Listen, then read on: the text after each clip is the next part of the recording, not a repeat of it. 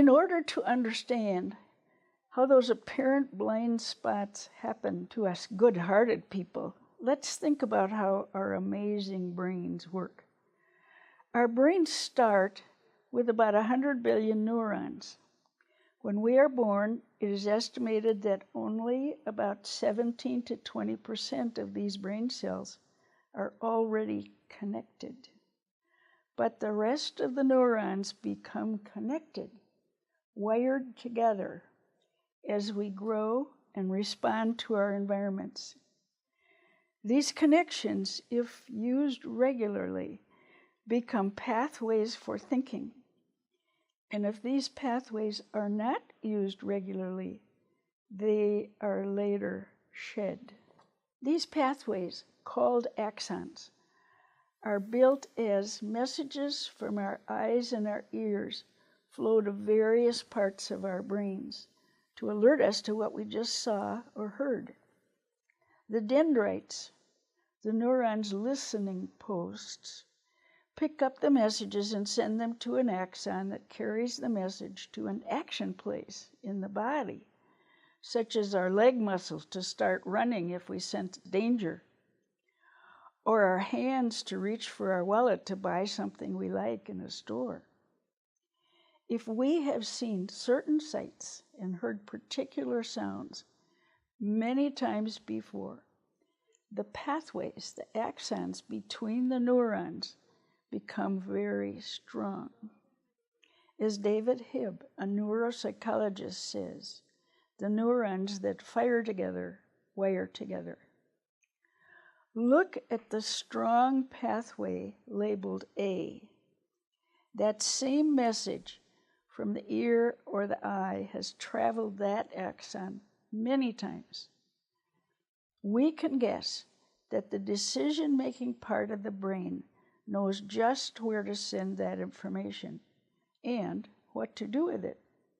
For example, we hear a fire alarm and are on our feet and moving before anyone shouts fire. Our children see a certain exasperated expression on our faces and know that it's time to stop begging for now. But look at pathway B.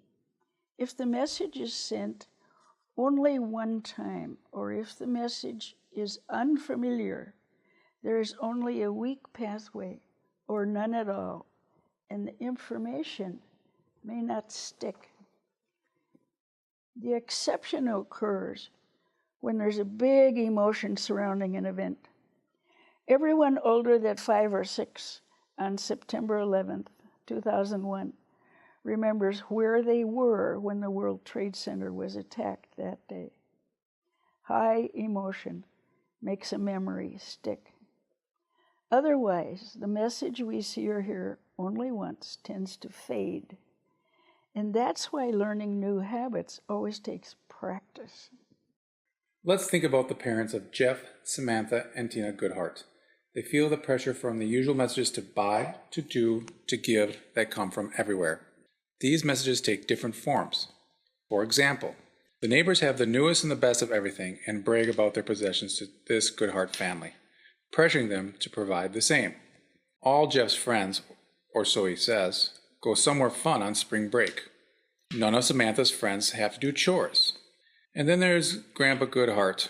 Without asking the parents, he bought a TV for 3-year-old Tina to watch in her room. She was ecstatic. Mother Goodhart wasn't so sure, but she went along because she didn't want to hurt Grandpa Goodhart's feelings. Marketers know that parents want their children to learn, so the toys with an educational label will sell well. This is called the educational halo. Still, other ads are deliberately designed to bypass the thinking brain and go straight to the emotions. Ad developers run a group of ads past a group of potential buyers who are hooked up to electronic devices that read brain activity. And then they can select ads that bypass the thinking part of the brain, the one that says, do I need this now? And go directly to the emotional brain, where it says, I want this now. It's easy for parents to miss the difference or to forget that children and teens' brains are more tuned to the emotional brain than to thinking. The gingerbread man keeps running by, spewing his messages everywhere. I can't ignore him if I try. Wherever I look, he's there. The pressures to overindulge our children are everywhere. Some we notice, while others just slide under our radar.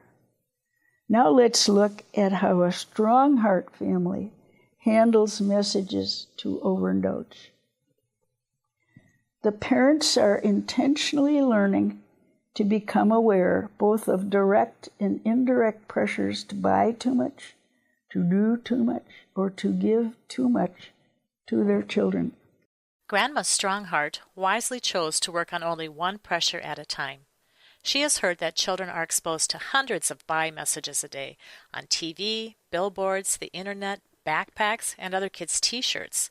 Studies show that by the time a child is 3 years old, he or she can recognize an average of 100 brand logos. As a result, Grandma Strongheart decided to learn about brand name loyalty. She knows that adults may prefer a certain brand of clothing because it fits well or wears well, but adults may not notice pressures to develop brand loyalty in children. Those pressures do not feature messages about a brand making your life better, but messages that you will be not okay if you don't have it. That hits on self-image stuff. Grandma Strongheart's first lesson came when she shopped for sleepwear for 8-year-old Clarissa. Gran looked at 3 stores before she found a garment that didn't sport photos of a celebrity or of cool people doing cool things, along with a brand logo sewn or imprinted on the outside. The nightie was all pink with red roses and ruffles. When Clarissa opened the wrapped and ribboned present, Gran watched carefully. To her surprise, Clarissa looked quickly at the label and remarked softly, "I like this brand." Only then did she hold up the garment to see how it looked. No big deal for Clarissa. It only took a moment for her to pass judgment on the nightie because the message that it was a cool brand was already programmed into her brain. When Clarissa left to try on the nightie, Grandma Strongheart asked Grandpa and both parents if they had noticed that Clarissa looked at the label before she even held up the garment to look at it. They each said, "No, she didn't do that." That behavior had passed right through the unaware parts of the brain. Why? Because adults usually develop brand name loyal for practical reasons, such as fit or style or quality. They haven't yet deliberately programmed their brains to notice brand name behavior in their children, where certain brand names tell them they will be okay, will be accepted by their peers if they buy this product. It's a matter of brain wiring. These parents may not have known what brand their own jammies were at age 8, and if no one cared, they didn't have any childhood brain wiring to notice brand names or to care about brand name loyalty. As a result, these parents didn't see Clarissa's quick check for the brand name.